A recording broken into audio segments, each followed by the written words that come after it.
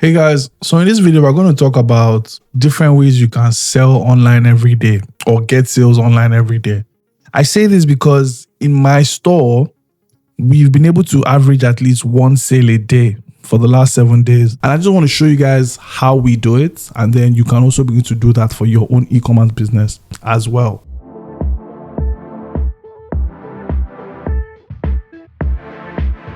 Now, the first one is kind of obvious, believe it or not, but you need to post online every day, right?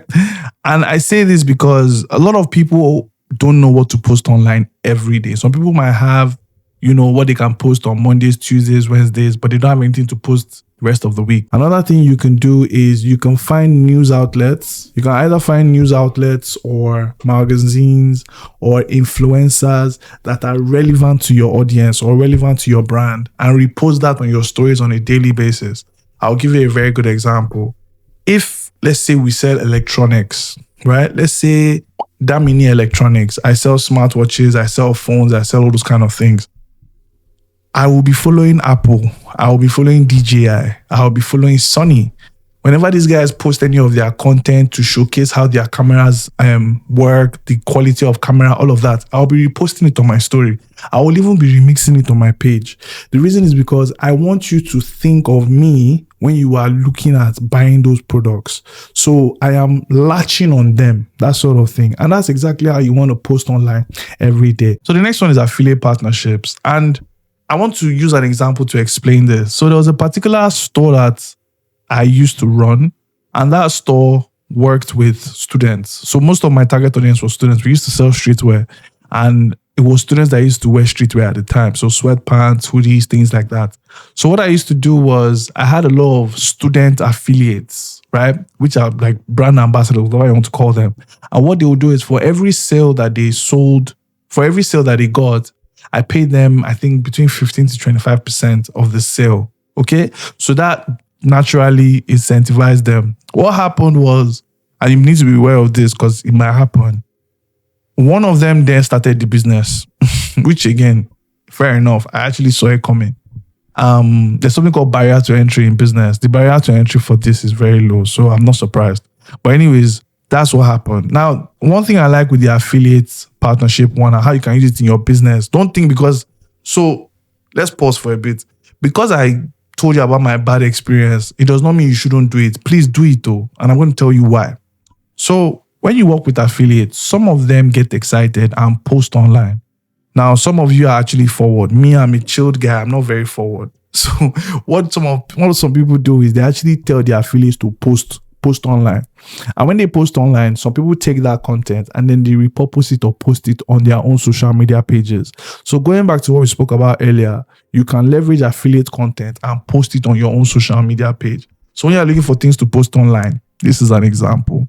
But ideally, affiliates are like ambassadors or brand, promoters that literally help you sell your product even when you're not there. Next up, we have sponsorships. Now, sponsorships are a little bit like affiliates. The only difference is you are probably sponsoring an event, okay? Either you're sponsoring an event or you're sponsoring a space or whatever it might be. And I'll give you a very good example. So we all know Gigi, right? So at the moment, Gigi has a channel on his page. That channel does not belong to Gigi. There was one, I think a few months ago, there was this FX course, Forex course that somebody was promoting on his channel. So I don't know, I'm just guessing, but people pay to put their products on his, bio. And he's not the only person to do it. A lot of people do it. That is some form of sponsorship.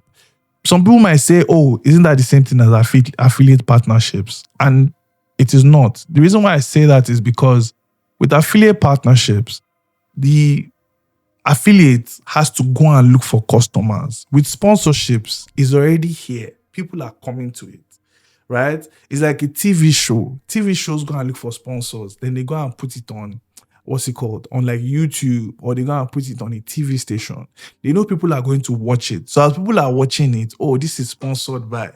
You get the difference. So next up, we have marketplaces. Now, with marketplaces, it's not as common. I say this because currently I sell on Amazon, TikTok Shop, Fair. Well, I've sold on Fair, sold on eBay, not on High Street, places like that. There are more silk. Jeez, I can begin to mention multiple marketplaces that I've sold on. But let's come back to Nigeria. In Nigeria, there are not a lot, right? There is Jumia, Konga, Chowdeck. Who else again? Funny thing, I think I was doing my research one day, and I think even Eden, is it Eden or Eden? They have a marketplace, right? Now, one thing I love about marketplaces, let me put it like that. One thing I love about marketplaces is it's kind of free advertisement. The people that own the marketplace, they are already working day in, day out to bring customers to that marketplace. It takes nothing from you to list on that marketplace. Now, any marketplace that you see that you think your product can leverage or sell, please just sign up. It's free of charge. I'm saying this because, okay, if you are selling on Amazon, like you are going to do Amazon FBA, bruh, you're looking at least maybe 30 to 45, if not 55% goes to Amazon for fees, storage fees, payment, advertising, not even advertising itself, fulfillment fees, things like that. Nigerian marketplaces, how much do they charge you guys? They don't charge you guys a lot now, like 15, 20% max. Come on. So if you have a product, please just list on the marketplace. Is the odds of you getting a sale here or there where you're not planning for it is very common. Another one is email marketing. Now, with email marketing, so to be fair, I give a very bad rep to email marketing. I don't like email marketing. I prefer talking to camera than typing. So maybe that's why. That's my mode of communication. I always prefer talking to people, speaking to people than just typing, right? It's why you never see me on Twitter or X, or you see me on Threads, things like that. It's not my cup of tea. But email marketing works, right? I think in one of my earlier videos, I mentioned how we've done $500,000 naira from 7 emails. 6 or 7 emails. And that was free of charge. Because those emails we didn't pay for it. Like our CMS provider gives us those emails for free. Easy money. Last but not least, we have paid advertising. Now, with paid advertising, we give Mark Zuckerberg and his boys some money and we tell them, yo, go get them. And he just brings us customers every day. Right? Even those that don't patronize us, either they follow the channel or they follow the page, or they subscribe, then we have an email marketing setup that chases them everywhere till they buy from us or things like that, right? That's where we leverage paid advertising. Paid advertising is how we get a lot of our customers. And once you get better at paid advertising, I think that's the easiest way for you to get customers every day. Now, these other things that we spoke about, the email marketing, the affiliate partnerships, the marketplaces, all these amazing things. Once you get paid advertising up and running perfectly, these other places, they have this like compound effect where once you have your paid advertising working well, all these other places just start bringing in more sales. Boom, boom, boom, boom, boom. Now, when it comes to paid advertising, that's one key skill that I know I have really leveraged on a lot to help me make sales every day.